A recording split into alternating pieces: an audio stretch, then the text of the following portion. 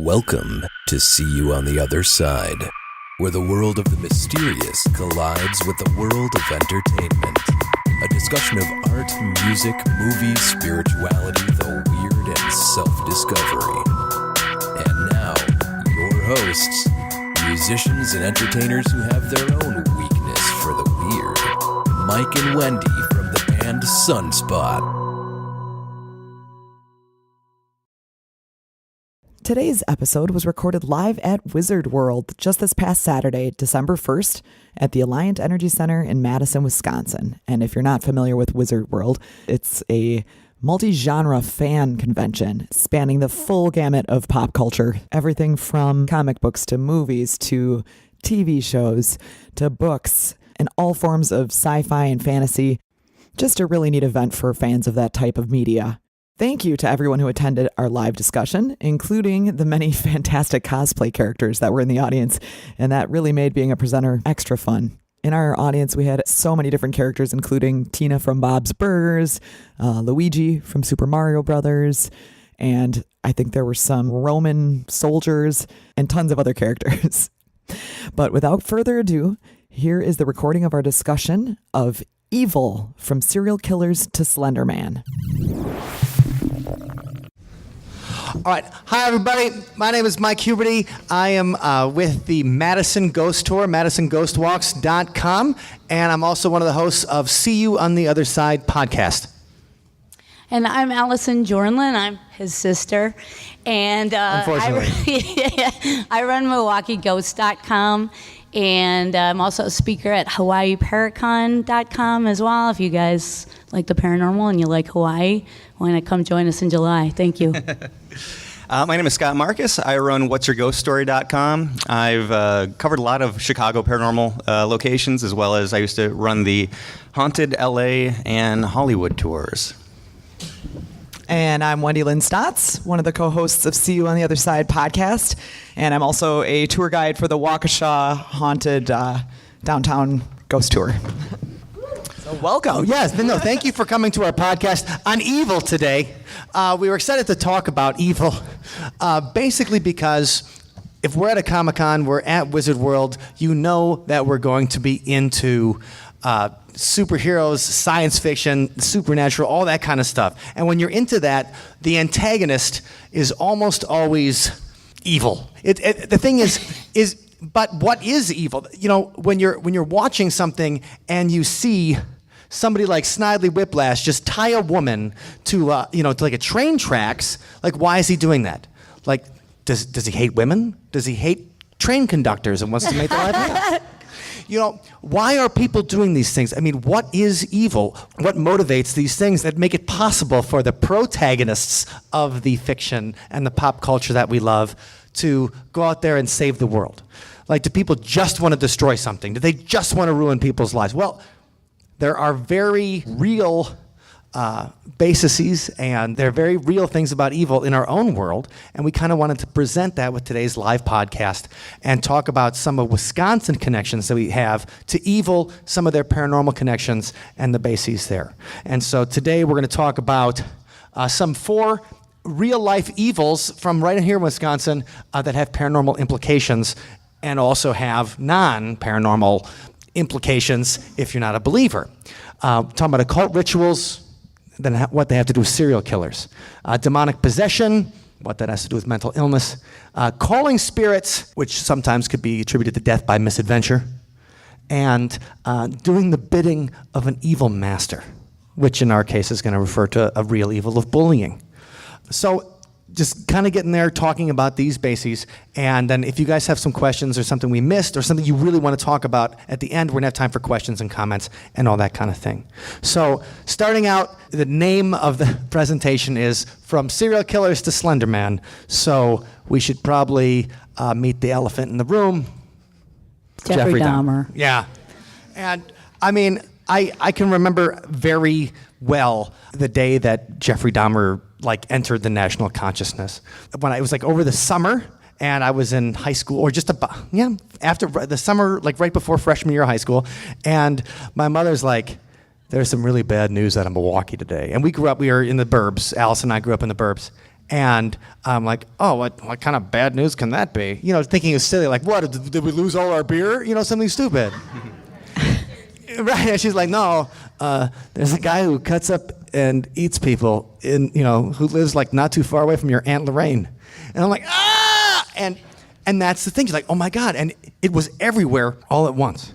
And, he killed 17 different young men from the years of 1978 to 1991. It was very, he started accelerating at the end. He started going after a victim per week in 1991, and that's how they eventually caught him when he brought someone in, and the guy got away. He convinced, he was handcuffed, like Jeffrey Dahmer had him handcuffed to the bed, and somehow he convinced him that, maybe you shouldn't handcuff my other hand. And Jeffrey's like, okay. And then he figured out a way. I wonder why. Yeah, he's like, yeah, right? He's like, well, maybe this is going to be weird. What did he want that other hand for? Sorry. Hey. But that's the thing. And so he gets away, he finds the cops, and says, there's this crazy dude up there. The cops are like, all right, we got to go check it out. They go into his apartment, and as they, first of all, the first thing they notice, it smells horrible. Like, man, this place smells horrible. What's going on? They see Jeffrey Dahmer, who's nice and polite, reeks of beer because he's drunk. Jeffrey Dahmer was constantly drinking, starting when he was 14 years old. He'd go to high school drunk. And obviously, when you talk about the things that numb you from the horrific acts you're about to commit, we talk about evil. Jeffrey Dahmer's a very easy face to put to it. And there's 17 young men's lives who were destroyed that can attest to that fact. But it wasn't just that. Things became salacious very quickly, especially when the police looked in his fridge and found body parts. And they found frozen heads in the freezer. And they found somebody's even in heart frozen. And Dahmer was like, oh, I was saving that. Like you would the turkey from Thanksgiving. And 1991, America was ready for a cannibalistic serial killer. February of 1991, Silence of the Lambs comes out. And even though Anthony Hopkins is only in the movie for 20 minutes, he's a revelation. I probably saw that movie a week before, because we saw it at budget theaters because our parents were cheap. It was $1 a film. And so I probably saw it a week before that this news came out. And it almost, at the end, you're laughing along with his jokes and stuff like that. Hannibal Lecter's a terrifying. He was charming. Yeah, right. But by the next movie, he's the star. They call the movie Hannibal. They don't call it Clarice. They call it Hannibal. And and he's the star of the film. And so we're ready for this kind of cannibalistic, we're primed for it. We saw it in the movie, and when you think about horror movies in 1991, you basically have Freddy Krueger, you got Jason Voorhees, you got Pinhead, and by this time, Pinhead's a joke. You guys saw Hellraiser 3. That was crap. And, I love that movie. No, Hellraiser 2. Hellraiser 2 is a classic. Nobody's messing with Clive Barker here, but things got more ridiculous as the series went on. I digress. But horror is a joke. And it's not this serious genre or whatever. Anthony Hopkins come in, Ted Demme makes this fantastic movie of Silence of the Lambs, and it wins Best Picture. A horror movie where a dude eats the face of another dude is the best picture of the year. And Billy Crystal comes out at the Oscars with the Hannibal Lecter mask on, on the gurney, they take him out there, and he just enters the national consciousness.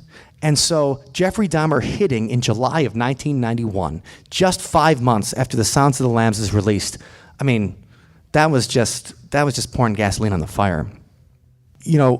A lot of focuses on the cannibalistic aspect of Jeffrey Dahmer, even though that was just something he kind of did as an experiment.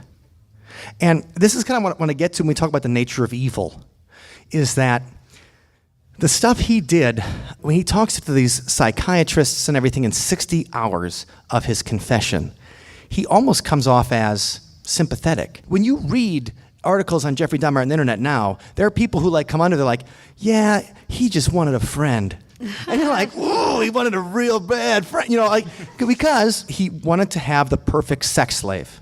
And so he'd meet, in the beginning, he would just meet guys at bathhouses, and he'd drug them and then have sex with them while they were knocked out. And then he got kicked out of the bathhouses. And then he started picking guys at clubs, and then he couldn't go to the same clubs anymore because they knew he was the dude who would spike your drink and have sex with you while you were sleeping. And once he got that reputation, he had to trick guys into coming over and do it at his house. He would drug them, and they'd eventually wake up and freak out because he raped them while they were sleeping. And so how do you stop that? Well, you kill them. And in his confession, he's like, I don't feel good about killing them. I never enjoyed it. I did it because I wanted to feel the connection, that sexual connection with a perfectly passive being. He says, I want to create a zombie. He drugs them so they're not feeling anything, drills a hole in their head, and pours hydrochloric acid into the hole in their head, hoping it will melt their brain, and they become his zombie slave. So he's performing this occult ritual to try and create a zombie out of a human being. Does this to, a whole bunch of guys in the summers of 1990 and 1991 in Milwaukee. And then he wants to create this power altar. And this is, I didn't even hear about this at the time, but he draws it out for the investigators, and he says, if you would have came to my place in 6 months, this is what you would have seen. And I hate to say it looks like a gamer den, but it looks like a gamer's den, because there's a black chair at the bottom, and then there's this black table, and that black table was where he would take photographs of the bodies once he dismembered them in different sexual positions. And he's got skulls lined across the table that are painted, and he had pre-painted the skulls, and they were in his fridge. And then he's got 2 full skeletons painted at the side. And this is his altar. And he thought that if he sat there, concentrated, he told him, I finally wanted a place where I felt like I was at home. And he was creating this power altar where he'd feel like he was home and concentrate on finding wealth through real estate ventures and just some crazy fantasy. It was an altar to himself. Yeah. Exactly, because when they asked him, who are you building this altar to, like God or the devil or anything? He's just like, to me. And so what's the evil there? Is it because he's mentally ill? Is it because he never felt is it because his parents didn't take good care of him? Is it because he never had real friends? Is it because he could feel like he never could feel like he was in love? So all those different things, what caused him to do this kind of evil stuff to create a power altar? And he gets in the national consciousness, so people feel like that kind of sympathy. He just wanted a friend. In the original cut of Demolition Man, Wesley Snipes, and this is before Jeffrey Dahmer was killed in prison, so the idea was he was still in the cryogenic prison. Wesley Snipes is like, Jeffrey Dahmer's in here. I love that guy. He says this in the movie, and they cut it out of the TV version because people are like, maybe you shouldn't say you love Jeffrey Dahmer in your jokey future movie where people take shells to wipe their butts. I'm not messing on Demolition Man, but in music, they talk about Jeffrey Dahmer all the time. In Dark Horse by Katy Perry, they're probably playing that song for children as we speak somewhere. They talk about Jeffrey, I'm gonna eat you like Jeffrey Dahmer. Oh, that's nice, little one. Eminem is always bringing him up, but Eminem, he loves killing people in his songs. That's his thing. Kesha's Cannibal. She talks about Jeffrey Dahmer. Outkast, those friendly, hey, yeah, guys. They're sorry, Miss Jackson. They're sorry about Jeffrey Dahmer. And, so he's in all of that kind of stuff, and he kind of invades our pop culture. So much so when you talk about how evil finds a way from being the most shocking thing in the world to then being something that you can visit Friday nights in Milwaukee. Yes. Right. Yes, I just went on the Cream City Cannibal tour last night. Yes, they run them every Saturday and Friday night in Milwaukee, where you can see some of the spots where Jeffrey Dahmer hunted. Now, I don't run a tour like that because I think that there's a lot of people that are still hurting, but it is part of history. And as you can see, there are lots of pop culture connections. So this comic book that you see, My Friend Dahmer by John Durf, he went to school with Dahmer in Ohio and knew him in a completely different way. So wrote a comic about this adolescent who was very sympathetic and kind of lost, really. And again, it's a sympathetic look at somebody who would later do horrible things.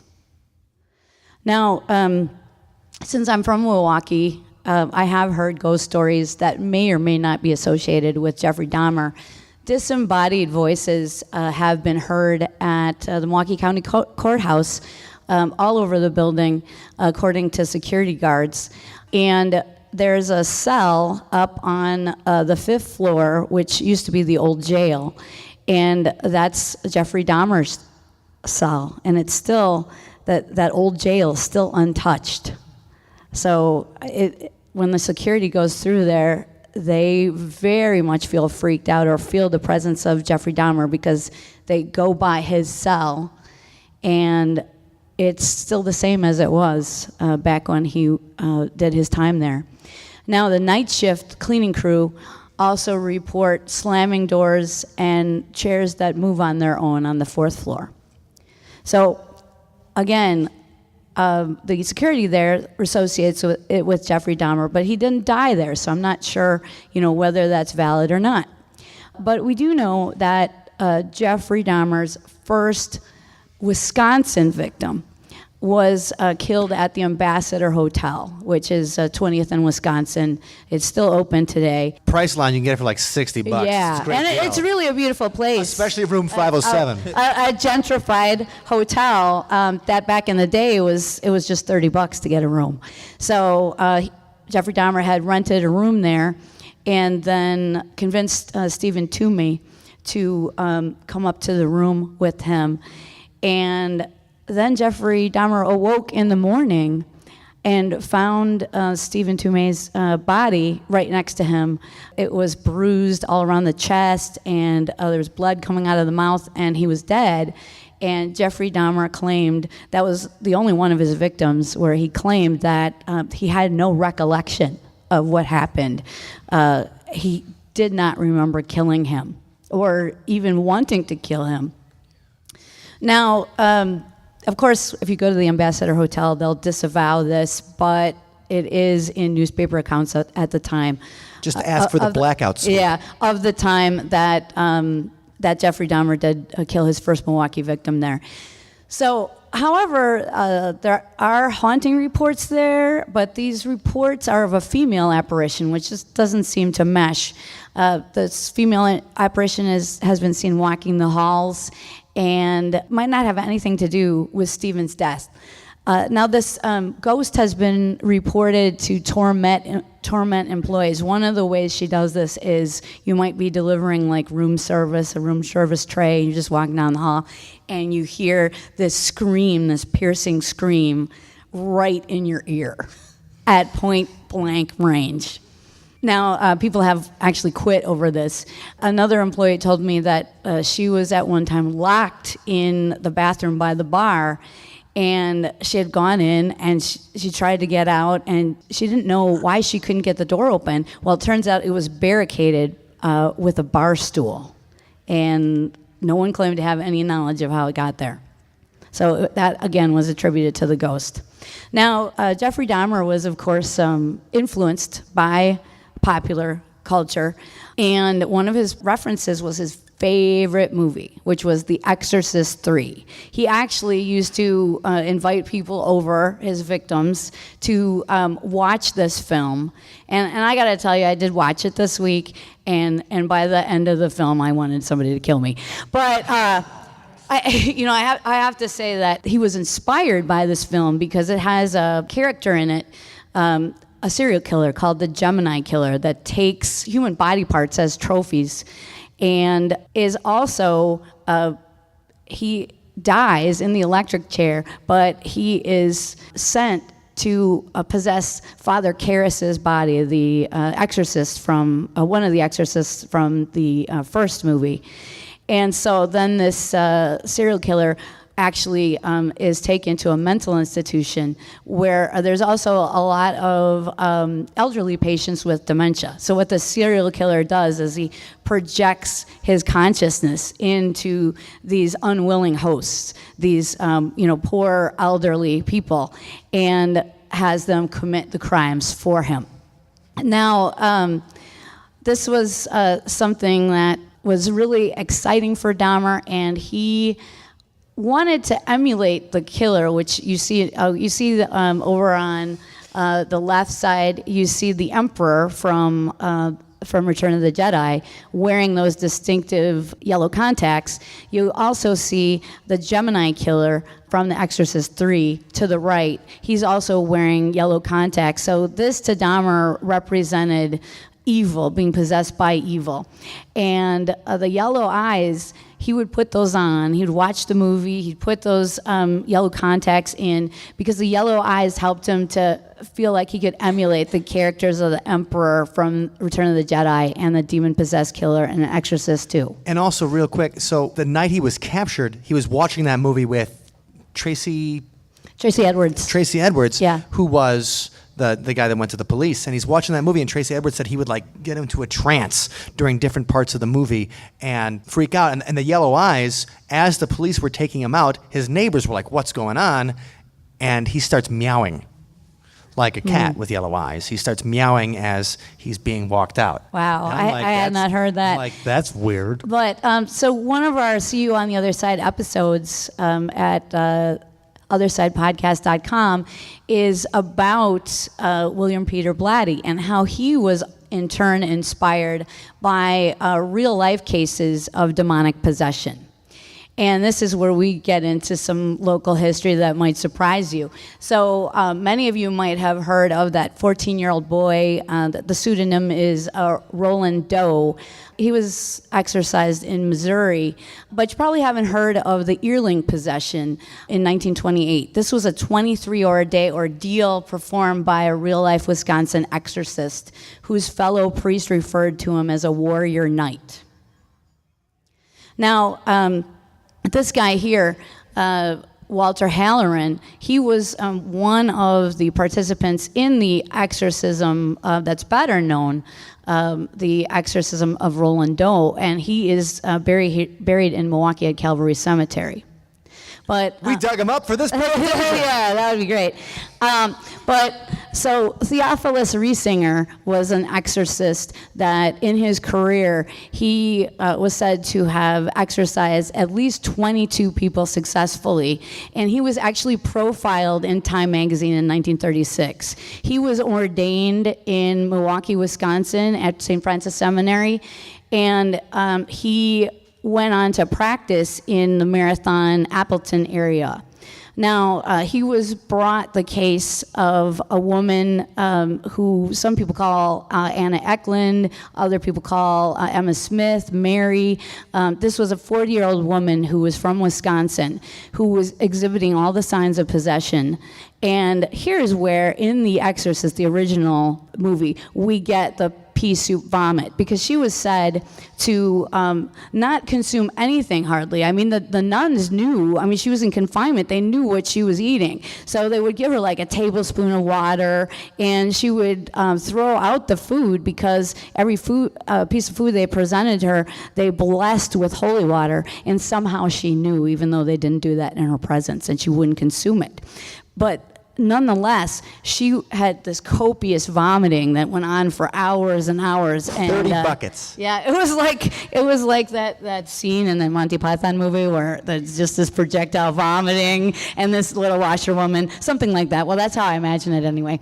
And also the crawling on the ceiling. That was a big thing in The Exorcist and The Exorcist 3 as well. Mary was known, or Anna Eklund was known to get in the wedge of a door, like right by that exit sign, and they had to like pull her down. They felt like she adhered to the wall like a cat, and so that's where that came from. She also meowed. No, she really did meow.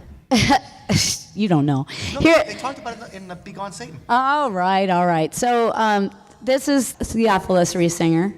And here are some articles. I'm not going to go through them with you, but hey, stuff be going on in Wisconsin. This is what this is going to show you here.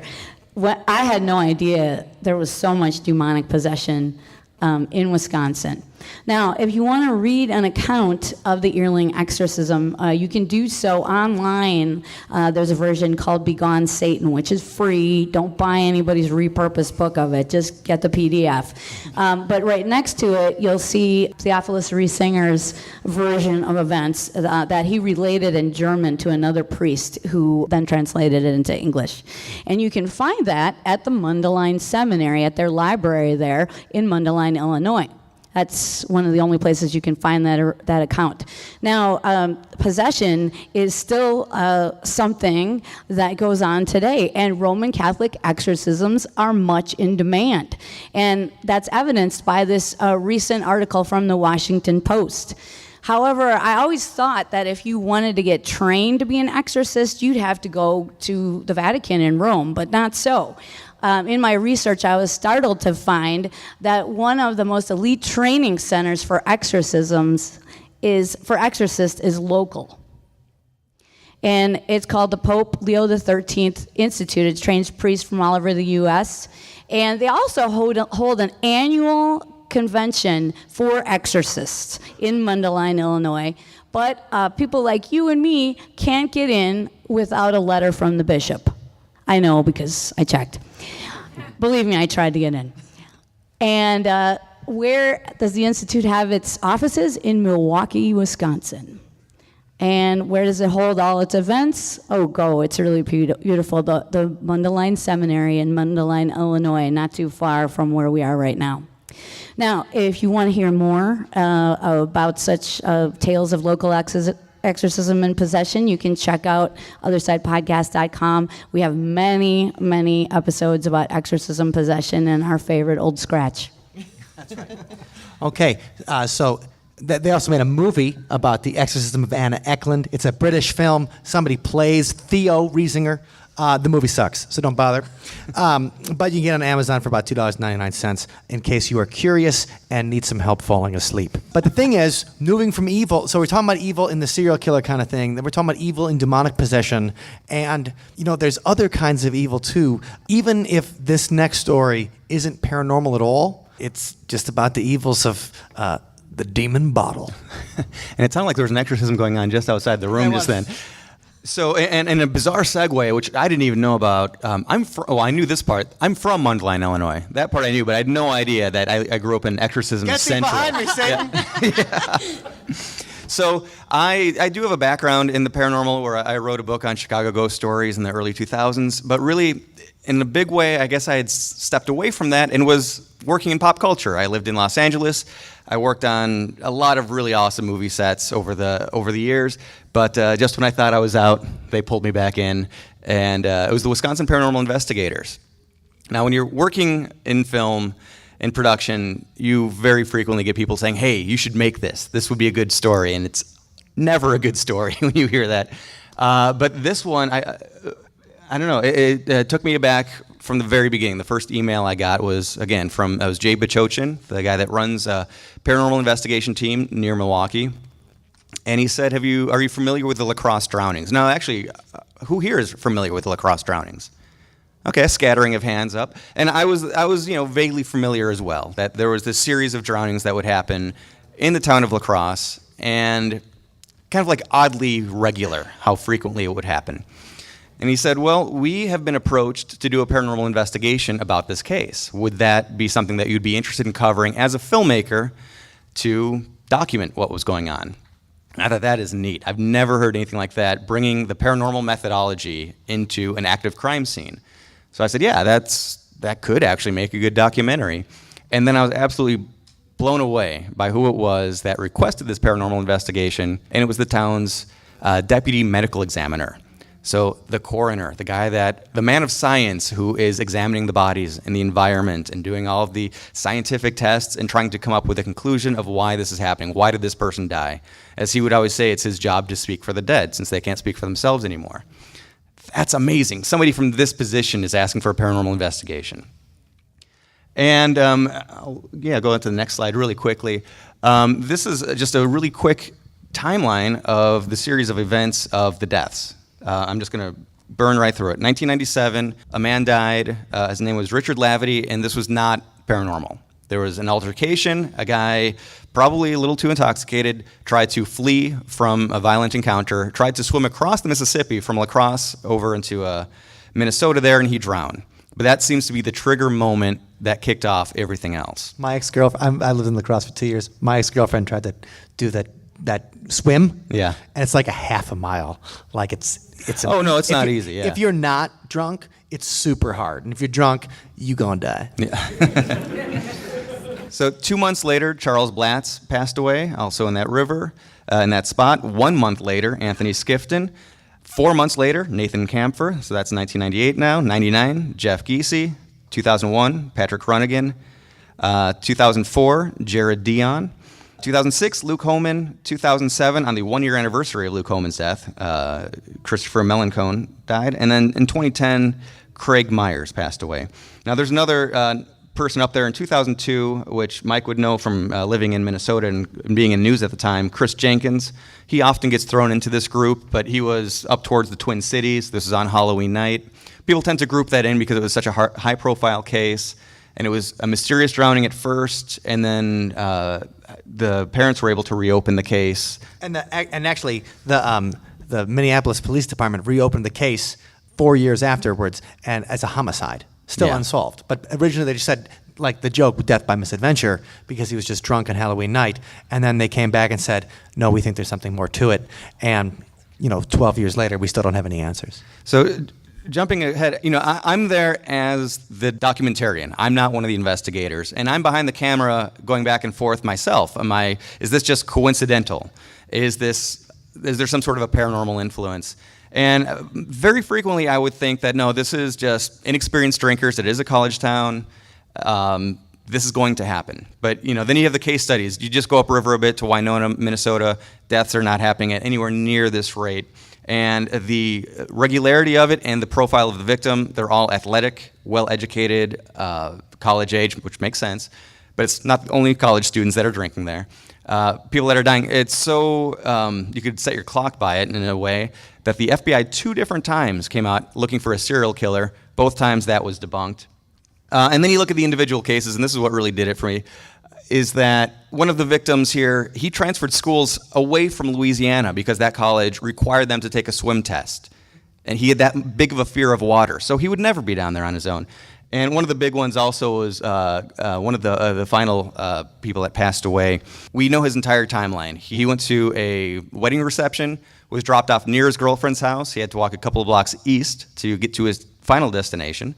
But he actually ended up walking 1.5 miles, zigzagging across downtown, somehow finding himself at the river's edge and walking into the river, fell through ice and passed away there. There's no reason, no way he would be out that way. If he's turned around, you're going to figure it out before then. And also, security camera footage was captured of this man, and we see that he's walking alone, so no serial killer is leading them to their doom. So, a paranormal investigation was conducted. Step 1 is history. There's so much history of this place. I don't have time to get into it, but one of the really unique things we got to do was do a paranormal investigation on a boat over the site of wreckage of a tragic shipwreck with casualties. That there's a depth finder, and we were able to find the exact place of the wreckage. There was never a moment where a specter stood up from the river and said, "I did it, it was me." But there was enough little things that it left you knowing that more investigation needs to be done. And we talk about evil and the pop culture. Paranormal investigation and pop culture are infinitely linked now, ever since Ghost Hunters and Ghost Adventures. And this documentary was such an intense experience to be on. But one of the great things about it is it brought attention to what's going on out there. The need to be aware, to be careful. And awareness is a really big thing. And maybe the awareness to tell other paranormal investigators, hey, you pick up where we left off and continue searching for us. And so, evil coming from a paranormal direction. One of the things that I really enjoyed about your movie, Scott, is that it's this whole idea, because when I lived in La Crosse and when I was in the news and we covered the Chris Jenkins drowning from Minneapolis, you really thought you had no paranormal idea. Like, why would these guys jump in? Either they were too drunk or somebody pushed them in and it was some kind of plan. But this idea that somebody from the water might be calling them. that maybe these guys thought they were being a hero. Maybe they heard a girl's voice. And real quick, what did you hear about the girl's voice? Well, there was one of the victims on the riverboat was a younger girl who we think maybe if it's a residual haunting, not even something like trying to lure people in, maybe there's the residual haunting of someone dying and calling for help and who's going to answer that call but young athletic men that can say, I can go in and save her. Right. And that's also in all different, across cultures, we have these examples of these calling spirits. Alice, when you were talking about Hawaii before, there's the calling spirit. And you visited the site of a calling spirit. You didn't jump in, though, right?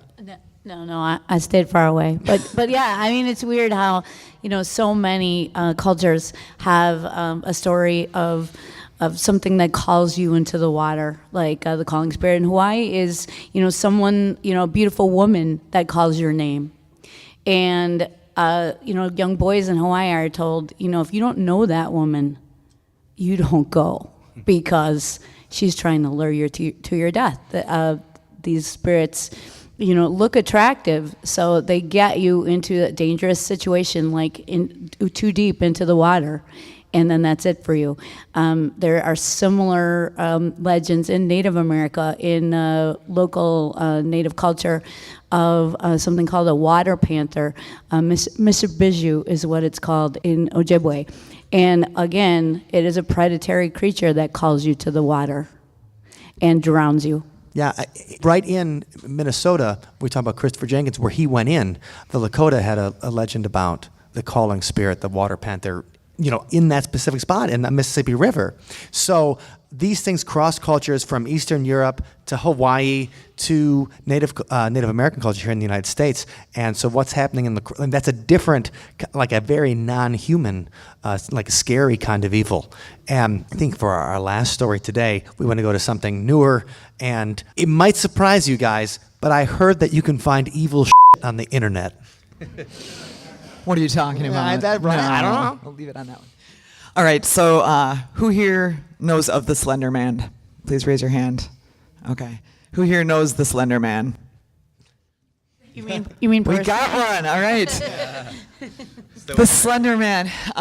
We would be remiss if we didn't talk about him because he's been in the news so frequently, and it hits very close to home here with what recently happened in Waukesha, Wisconsin. So I'm going to give a brief history because we're short on time here, but it's fascinating to see how he went from just a spark of an idea to this widespread throughout pop culture and throughout real life and became this permeating force of evil that so many of us are familiar with. So the Slender Man character actually came to life, so to speak, in 2009 on a website called Something Awful, otherwise known as Creepypasta. And there was a contest for submit your best paranormal picture. So a lot of people were submitting photographs, of things, orbs and pictures. Oh, I think I see someone in that window. We all have some of those, right? But if you could go to the next slide, please. But one of the people who submitted pictures was by the name of Eric Knudsen. And he submitted a couple of images that just really struck a chord with people. And a lot of it had to do with the captions that went with them, where he took these older photos. It might be kind of hard to see on here, but he photoshopped the image of Slender Man in the background and then kind of added a little narrative that made it strike a real chord with people. He was inspired a bit by H.P. Lovecraft, which you can, maybe the tentacles of Slender Man have something to do with that. But if you could go to the next slide, please. His initial creation spawned a ton of other artists to create their own versions of the Slender Man. And if you do a Google search, there's thousands and thousands of different renditions of him, all similar, a very tall, slim man. Some people believe he was inspired by the German folklore from the 16th century that was Der Grossmann, which was a similar tall, slim man lurking about in the woods. But another potential source of inspiration is the paranormal phenomena known as shadow people. And has anyone here ever seen a shadow person? Okay. Shadow people is a fascinating topic, especially hits close to home because, you guys have seen them. And it's a topic that I used to listen to Art Bell all the time. And this was one of the topics that really drew me in because whenever Art Bell would have call-in time and he would bring up the shadow people, it would just be call after call after call, and people reporting seeing a dark figure of a man. Sometimes he'd be wearing a hat, became known as the Hat Man. Sometimes would have red eyes, but he had a sense of impending doom whenever he would be in the room. And it seemed like too many people were seeing this for it to be coincidental. So it really, truly became a paranormal phenomenon that's inspired tons and tons of pop culture. But, not only artwork, but this also inspired lots of fan fiction, and I enjoy reading that kind of stuff. I think a lot of us do. And it's neat to have that kind of inspiration to be able to come up with creepy, scary stories of evil. In some of the stories, he abducts children, he motivates people to kill other people, and then in some of the stories, he takes children in because some of the fan fiction has him as a character that was bullied as a child, and so he can relate to the children that were bullied. So could you go to the next slide, please? Once again, the sympathy of evil there. Right. We're finding an excuse for why they do what they do. But where the fiction part crossed into the real world big time was close to home here in Waukesha. And that was in 2014 on May 31st, Saturday. 2 young girls in middle school, inspired by the Slenderman mythology, they took one of their best friends into the woods and tried to stab her as sort of a sacrifice to the Slender Man. And this was hard for all of us because, a lot of people know the victims, a lot of people know the families of those 2 girls there. But this is where you can see the spark of an idea that was just, an artist's creation. We all love creating things in art, but where it crossed over and it kind of combined with young women who were very, at that age, you're very susceptible to peer pressure, you're susceptible to suggestions of ideas, and with so many stories on the internet and YouTube faked videos and Photoshop things, and then combine that with mental illness, and the evil crossed right out of the internet into the real world here. So if you could go to the next slide, please. Well, that's when Slenderman became front page news. So it wasn't just internet geeks that were into Slenderman. Now it's everybody. It's, mom, dad, grandma, the neighbor next door. Our grandma loves the Slender Man. But it's everybody knows who the Slender Man is. He's more well known than a lot of the actual characters that have been around forever in pop culture, and spawned a ton of different movies. One just came out this year. Several just came out this year. Some of them actually were from before the stabbing, but it seems like after that happened and it came into mainstream, a whole bunch of other creations came about. A video game, the Slenderman video game, terrifying children and adults. There's Android phone Slenderman game, and it's just permeated culture. So the evil that was just one artist's idea, a spark of a thing, combined with the internet meme and the commonality, everybody, we all have the internet, and it's not like when we were kids where if you heard a story, a ghost story, it really was kind of word of mouth, or maybe you go to the library and get a ghost story book. I still believe the story about the guy and the dog and the peanut butter. I gotta go. But children with access to the internet, Googling Slenderman and finding videos that are actually terrifying, led to a tragedy and the truest form of evil. And of course, a scary story in and of itself isn't evil, but then these acts that came out of it, there's evil. Right, exactly. And the obsession with, the thing is, these girls too, and the obsession with evil too. We were just talking about Jeffrey Dahmer, his obsession with, he wanted to be like the Emperor from Star Wars. Like, you remember, everybody's like, I want to be Luke Skywalker. I want to be, like, who's like, I want to be the Emperor, man. Yeah, look at that ugly dude with the yellow eyes. I want to be. Lightning. Right. So, we've seen a lot tonight in terms of how life imitates art and art imitating life. And you can also read more about the Slender Man, including my own connection to the Slender Man story and Mike's as well, in the Slender Man Mysteries by paranormal author Nick Redfern. And you got a picture in there. I mentioned, but I don't know why he got a picture. And you guys can see why, right? Well, he thinks he's beautiful.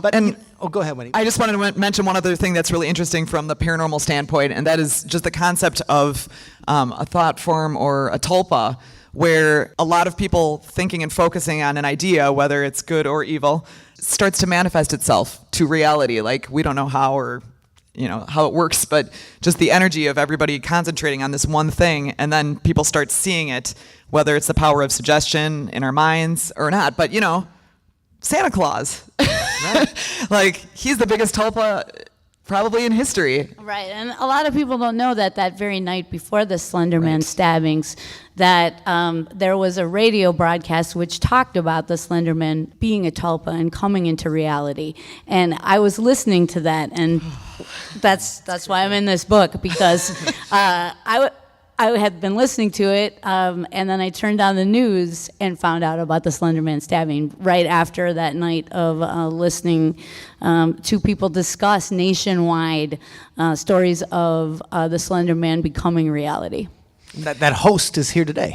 Dave Schrader, he's here. He'll be here in an hour on talking about weird stuff. So, first of all, the paranormal family is really small. Like we're talking about it. Oh yeah, I'll be here in 20 minutes.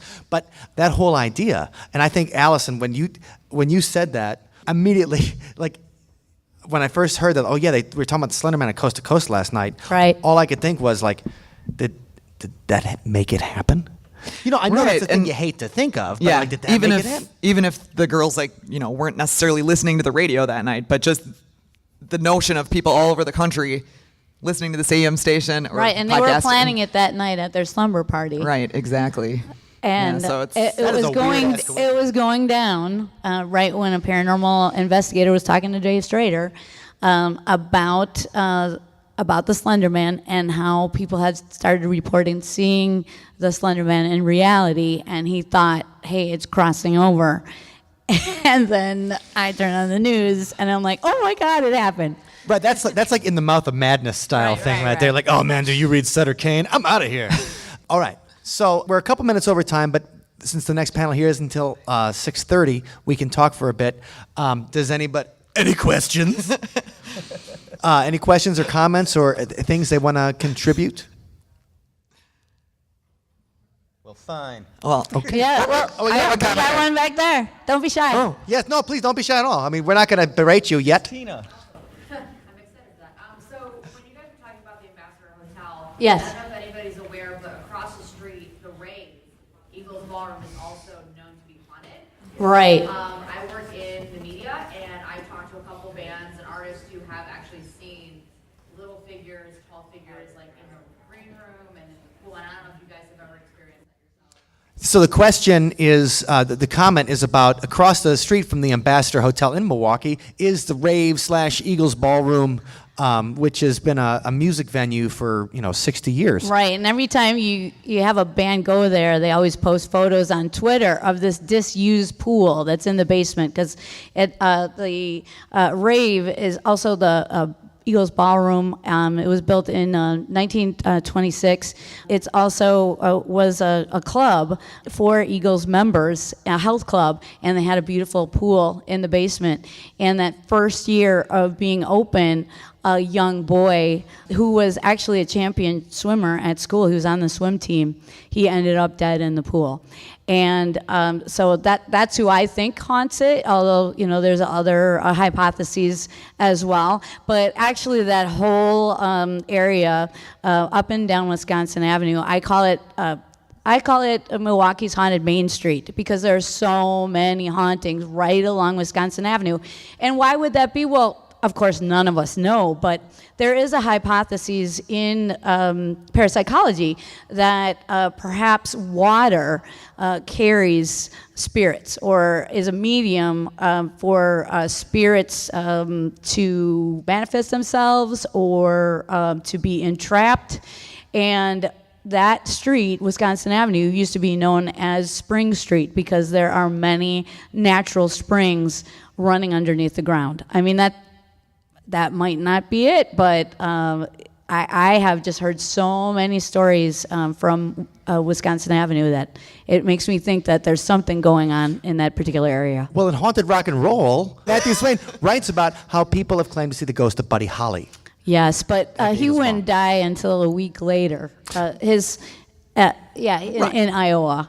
So, but it was only a week later, and maybe he just thought the Eagles Ballroom was so badass he didn't want to leave. But he did kick his next off. show was in Iowa. He did kick off his winter music party there. It was at that time known as George Devine's $1 Million Ballroom. So he did kick off that winter tour there. But yeah, he wouldn't die for more than a week later in another state. Another reason I think that people might think that the Eagles Ballroom in the Rave in Milwaukee is haunted is because it was mobbed up. And it still might be mobbed up. They're like, okay. And that's obviously snitches get stitches or whatever. Or end up in ditches, as I've heard. It's told to me very loudly. Hey, anybody else have any other questions? Yes, you up in front. Yeah. So I've lived in Milwaukee until like last year. So another thing I would say is when you think about the history of Milwaukee, we were originally like a brothel area. And they like pointed out the different spots and everything. And you think of Shakers.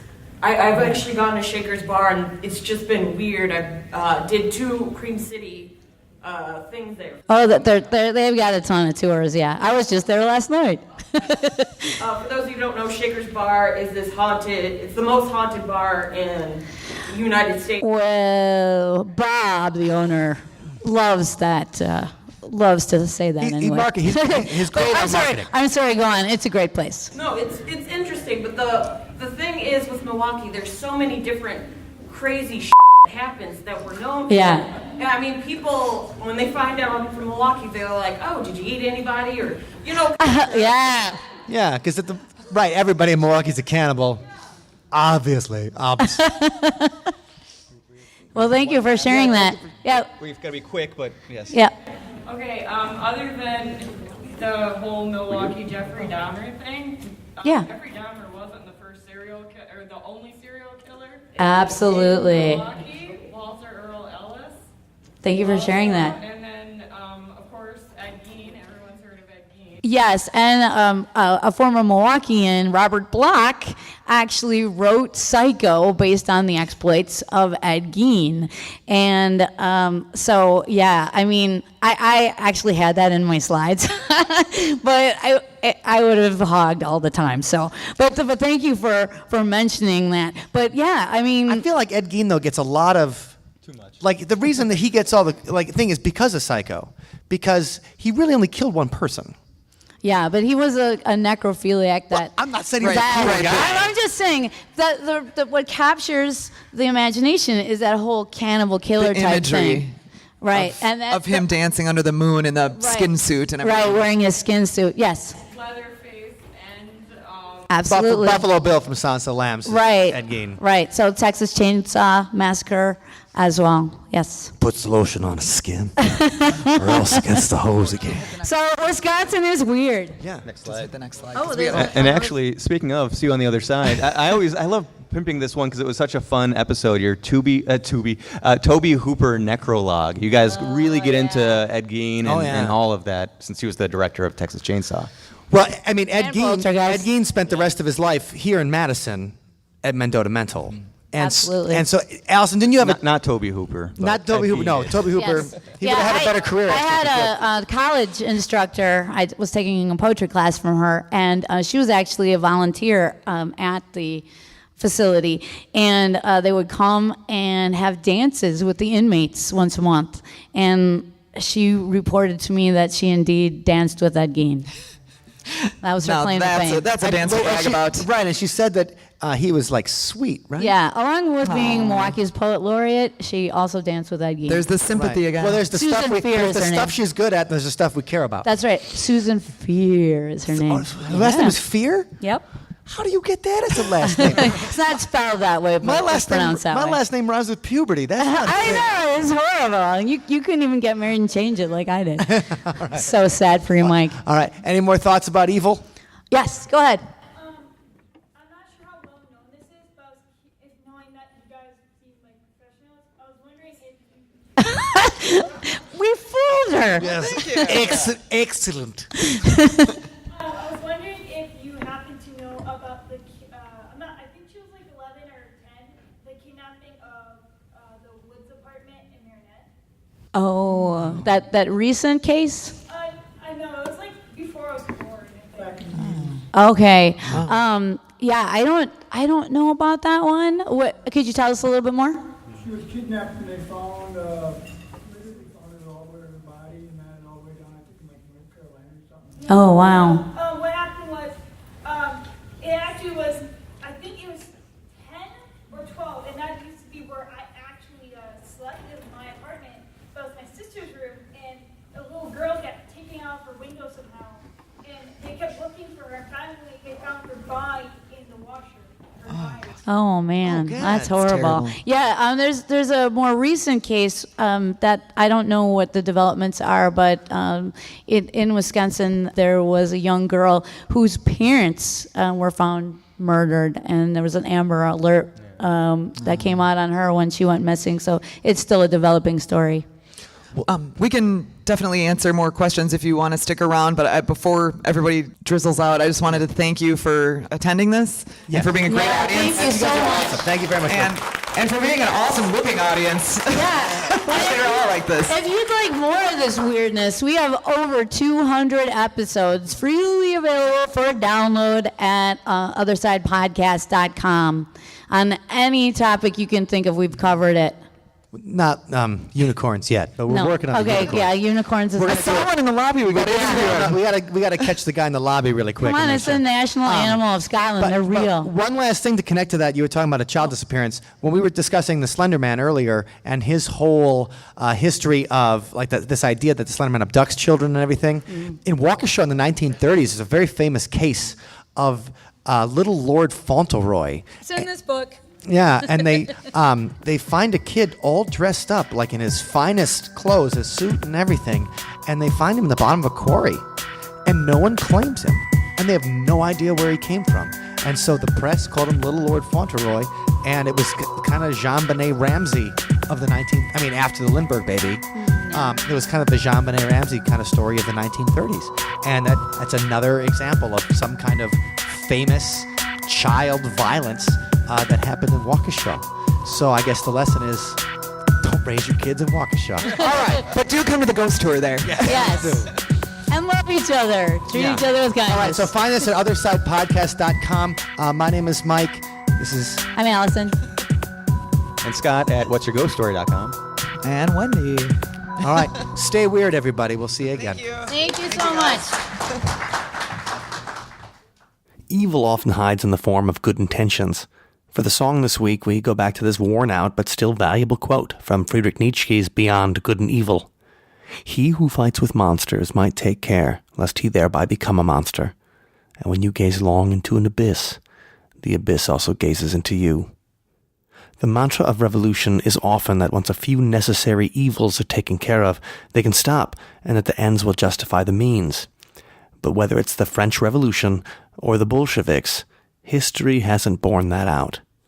Meet the new boss, same as the old boss. Here is Sunspot with Evil on Evil.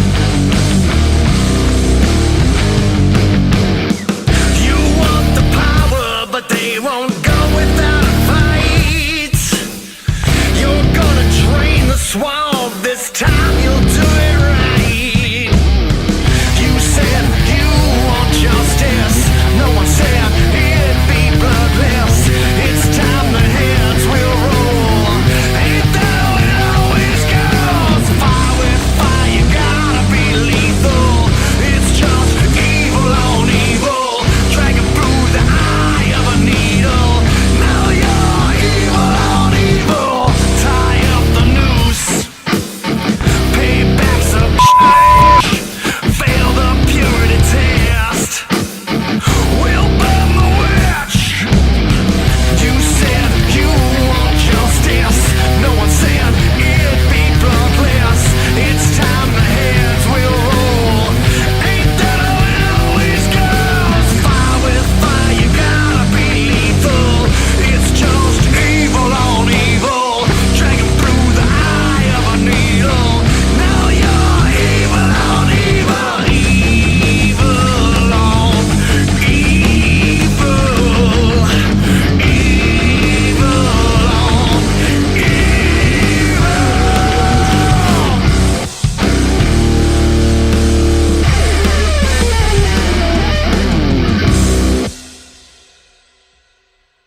thank you for listening to today's episode. You can find us online at othersidepodcast.com. Until next time, see you on the other side. We had an awesome time this last week doing a Google Hangout with our Patreons, and we make sure we do that every single month to keep in touch with the people that make See You on the Other Side podcast happen.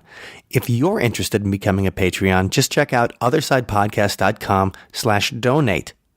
Now, while we would like to thank our entire Patreon community, our man, Dr. Ned, is at the level where he gets a shout out every single episode. Thank you so much for helping to produce See You on the Other Side podcast, Dr. Ned. Your feedback, your friendship, and of course, your financial support is incredibly appreciated. All right. If you guys would like to join again, othersidepodcast.com/donate. We'll see you on the other side.